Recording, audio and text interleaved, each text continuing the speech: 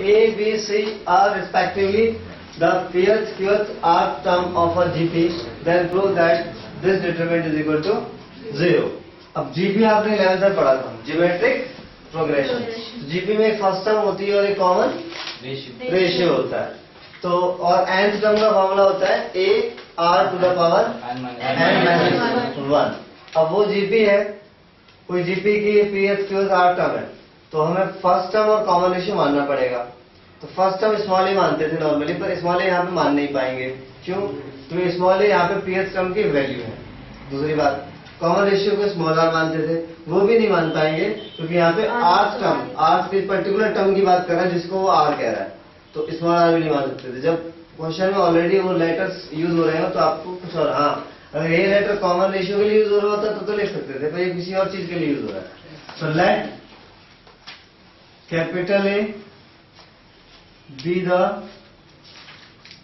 First term of GP and capital R be the common ratio of GP। AP में difference होता है, GP में ratio होता है। अच्छा, अकॉर्डिंग पर कंडीशन nth टर्म का फॉर्मूला होता था a r to the power n-1। तो क्वेश्चन के हिसाब से पहले तो वो कह रहा है a जो है pth टर्म है, pth टर्म की वैल्यू a है, qth टर्म की वैल्यू b है, rth टर्म की वैल्यू फिर ap pth term, a3 third term होता है, aq qth term, ar rth term is equal to c। an अगर होता तो आप लिखते फर्स्ट टर्म इनटू r की पावर n-1, तो pth टर्म के लिए क्या लिखोगे? This is equal to a। Clear? यहाँ पे क्या लिखोगे? ar q-1 is equal to b। यहाँ पे क्या लिखो? ar r-1 is equal to c। ये स्टेप सबको समझ में आया? ठीक है, जो क्वेश्चन दिया था उसको हमने यूज करा, अल्फाबेट मान लिए दो कॉमन रेशियो के लिए और फर्स्ट टर्म के लिए, इसको यहाँ पुट कर दिया। अब जहाँ प्रूव करना डिटरमिनेंट वहाँ पे ए बी सी की जगह आप ये चीजें यूज कर पाओगे, ठीक है, और जीरो लाना है। तो लेफ्ट हैंड साइड जो हमें प्रूव करना है जीरो की, उसका लेफ्ट हैंड साइड लिखा वो है log a log b log c p q r 1 1 1। Clear? अब देखिए log a की जगह लिखोगे a r p-1 log a r q-1 log a r r-1 p q r 1 1 1। यहाँ तक क्लियर है?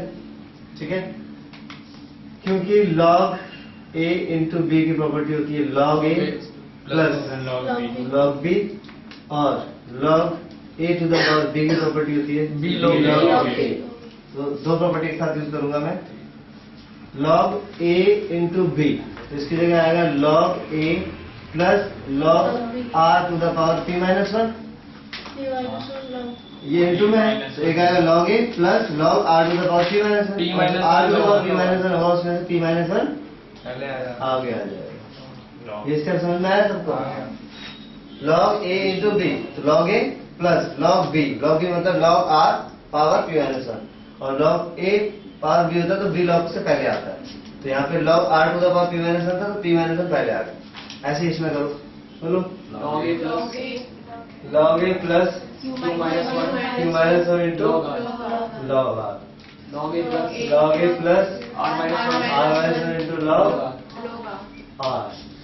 तो ये हो गया p q r 1 1 1। यहाँ तक क्लियर है? ओके, अब log a कॉमन ले लो। log a कॉमन ले सकते हैं? अच्छा हाँ, कॉमन कैसे ले पाएंगे? प्लस में है, कॉमन तो ले सकते हैं, पहले प्रॉपर्टी 5 यूज करनी पड़ेगी।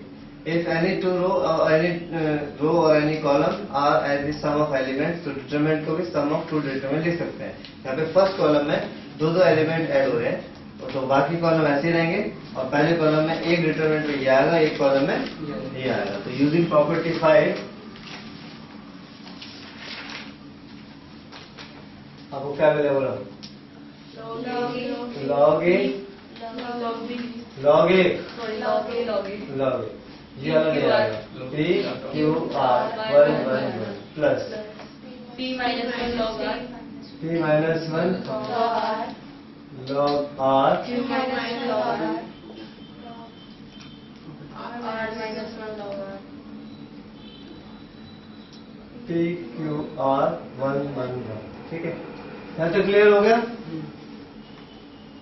अब देखो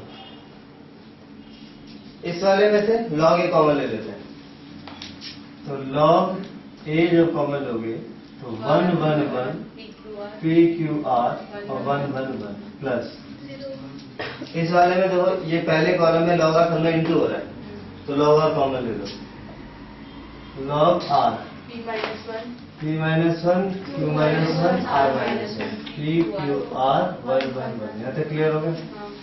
अच्छा, यहाँ पे since C1 and C3 are identical,